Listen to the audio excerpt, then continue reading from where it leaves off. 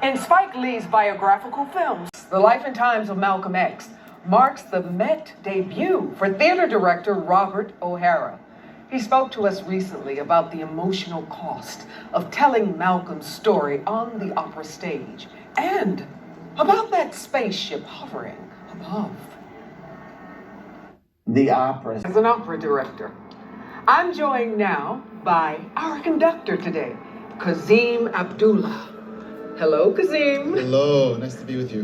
Bravo for the first act. Thank you, thank you. Composer Anthony Davis was here throughout the rehearsal process. What was it like collaborating with him? Well, I have to say, when you have a composer in-house that wrote the work, it's like you have the person whose conception and who had the concept to make the opera. So it was invaluable to have his feedback as we were all rehearsing and learning this opera together. One of the striking things about the score is the jazz ensemble embedded in the orchestra. Yes.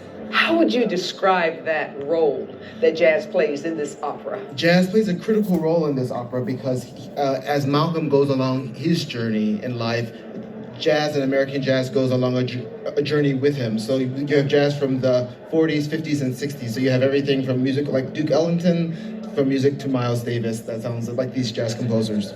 The chorus on stage is so, they're there so much. It's almost like an oratorio. How would you describe their role in the piece? Well, I have to say the chorus was brilliantly prepared by Donald Palumbo, and what's so important about the chorus is that Malcolm was essentially a representation of the community, and he was a representation of all Black people in America and throughout the diaspora. So the chorus, therefore, plays a critical role because you could not have Malcolm without the community behind him. Oh, amen. Now you conduct a wide range of music from many, many different eras. Yes. How do you rate conducting this score to the older classics?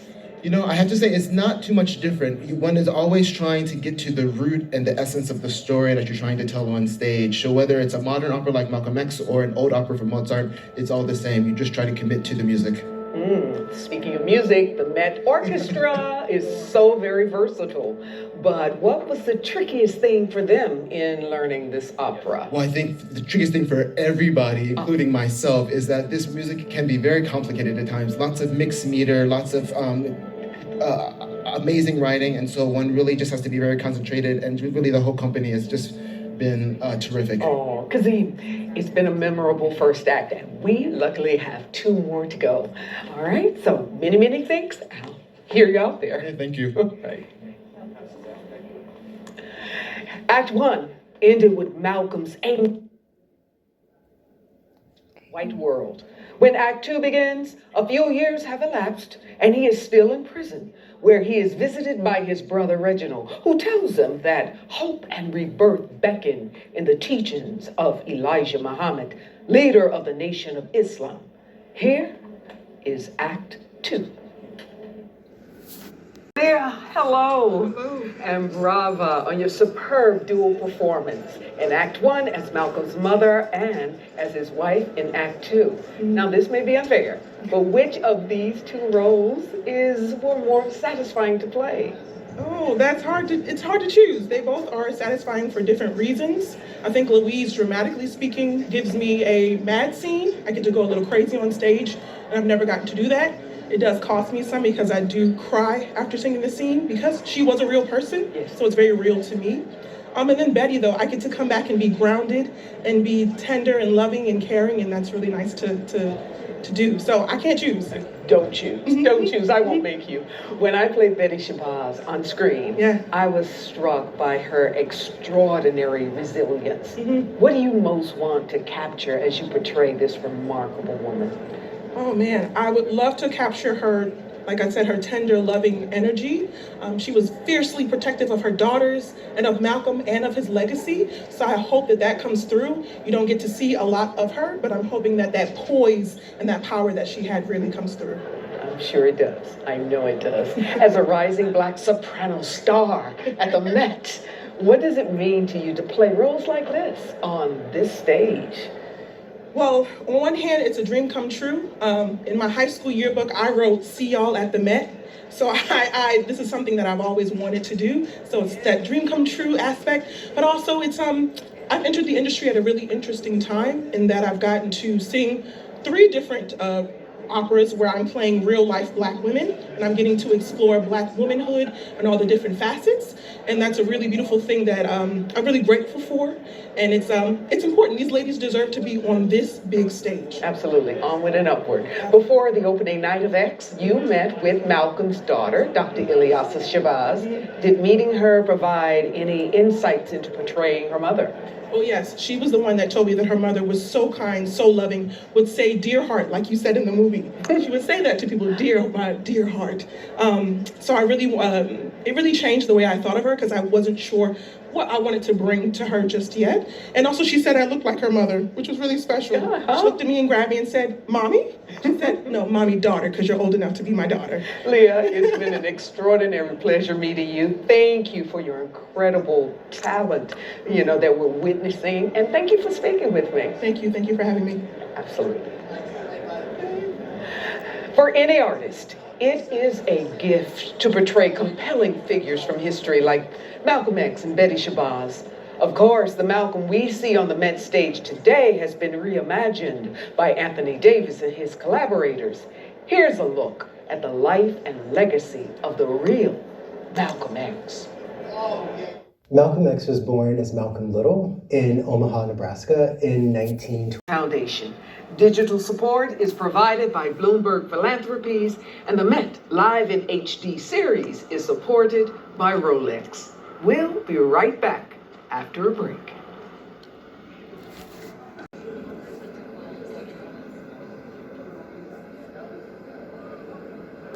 Welcome back. I've been watching today's performance on a monitor backstage, and as a screen actor, I'm impressed by the incredibly nuanced performances that our singers are delivering today. But as an opera fan, I also know that opera on screen is not the same as opera in the opera house.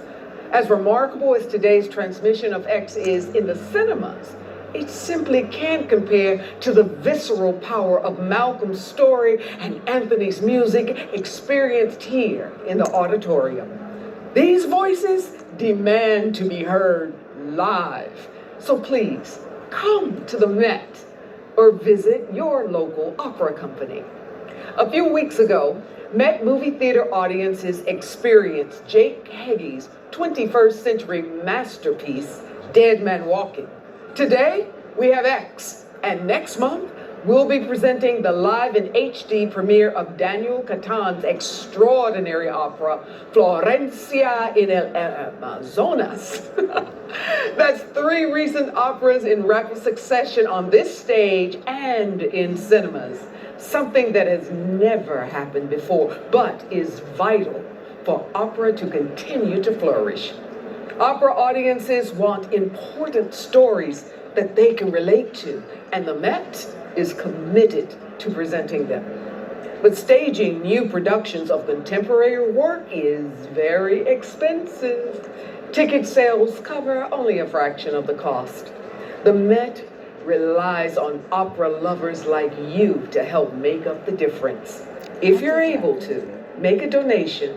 Please visit metopera.org/membership or call us at 1-800-MET-OPERA, or you can also text HD Live to 44321 to make a contribution. We thank you in advance for your support of the Met. Today's performance of X is just the second of 9 cinema transmissions this season. Here's a look at what's coming up.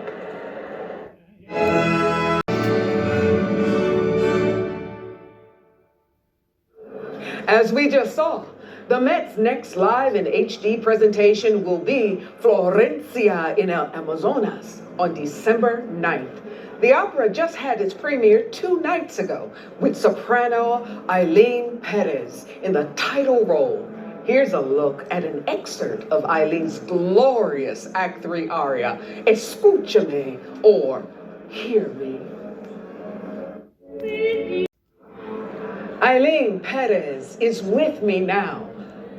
Hello, Eileen. Hello, Miss Bassett. That clip was absolutely stunning.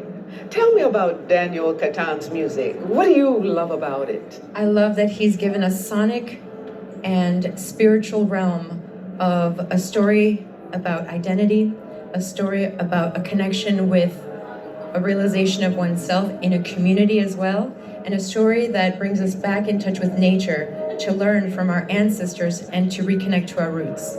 Amazing. Catan is the first Mexican composer in Met history, and Florencia is just the third opera to be sung in Spanish here. As a Mexican-American artist, what does that mean to you? Well, first of all, I want to thank you for modeling to your culture, to our country and the community worldwide, what it means to be an artist who represents more than their own self. That's how I feel in this role. I think Florencia is a part of everyone. It's a part of the stories of children of immigrants. It's a part of the stories of many people who feel lost and disconnected from their roots. It's a reimagined world of offering love as a solution to fear, to a chance at life all over again. That is profound, and it sounds to me like the whole company is just so proud of this Latin American milestone. Thank you. Tell me about this group photo that you recently helped to organize on the Met stage. Well, I'm so thankful. I'm surrounded by brilliant colleagues, and it was my colleague Gabi Reyes. Gabi had a vision from day one to honor everyone who identifies Spanish-speaking and Latinx here already working at the Met, beyond the curtain of front of house to artistic and admin, and saying and having a moment on stage with us all in Florencia to say how much we appreciate their representation and their personal stories as they come to work, and how we are so proud of this being a tribute and a promise to many more operas in the future. Well, Eileen, I cannot wait to see Florencia for myself. Muchísimas gracias. Congratulations, and thank you for joining us today. Thank you, Ms. Bassett. See you soon. Thank you. Now, I get to speak with the tenor who has been dazzling Met audiences with his dual portrayal of Street and Elijah Muhammad, two characters who, at least on the surface, couldn't be more opposite. Victor Ryan Robertson. Hello, Victor. Hello, Angela. How are you? I'm well, thank you. What do you think of Anthony Davis's composed these two roles for one tenor? Well, he wrote it in the 80s he wanted to write it so high and so difficult that only a certain singer he had in mind could do it. And since then, he didn't know if anybody could do it, so it fits my voice perfectly. It lies really high up there. They're both crazy difficult, and I just love the challenge in it. Oh, absolutely. What are the similarities and the dissimilarities between these two characters, though? Actually, that's a great question. They're both very similar because they're both two major influences on Malcolm X. Both were relative swindlers, it depends on how you see it. You know, Elijah had a third grade education. He assembled hundreds of thousands of members, but he needed Malcolm X to take him over the edge. So I think that was a wonderful way they connected, and unfortunately their demise in the end. But it's a great way that they connected. Unfortunate, yes. How much is your portrayal inspired by the real life Elijah Muhammad? It was really inspired initially by Malcolm X. And once I knew I was doing the role, I looked into his life, and we're both from the islands. We both grew up in Georgia. He migrated to Detroit, where he started the temple there. And I just thought this guy was really courageous. Earlier, when you were playing Street, we heard you sing in a very different jazz-inflected style. You sounded very authentically 1940s. How'd you do that? I gotta say that was I attribute that to Branford Marcellus, who helped me because we're working on a soundtrack together. So, Victor, bravo on your virtuoso performance today. Bravo to you. Bravo to you. Thank you so for joining me. Okay. All right, Victor on stage. In Acts 1 and 2, we saw the extraordinary transformation and rise of Malcolm X. As history knows, he predicted his own early demise. Here is the dramatic conclusion of X, the life and times of Malcolm X.